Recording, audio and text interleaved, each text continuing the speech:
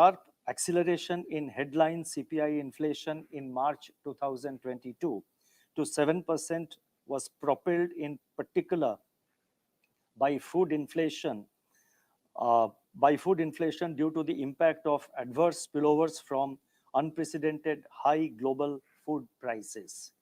9 out of the 12 food subgroups registered an increase in inflation in the month of March.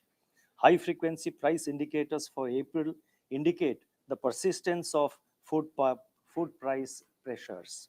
Simultaneously, the direct impact of increases in domestic pump prices of petroleum products beginning the second fortnight of March is feeding into core inflation prints and is expected to have intensified in April.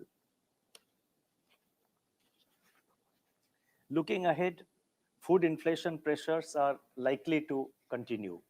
Food price indices of the Food and Agriculture Organization, that is FAO, and the World Bank touched historical highs in March and remain elevated. Spillovers from global wheat shortages are impacting domestic prices, even though domestic supply remains comfortable.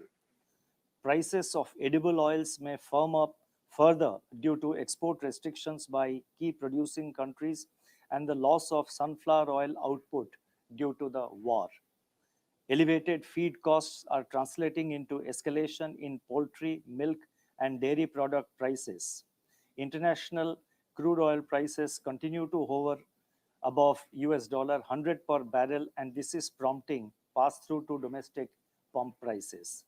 The risks of unprecedented input cost pressures translating into yet another round of price increases for processed food, non-food manufactured products and services are now more potent than before.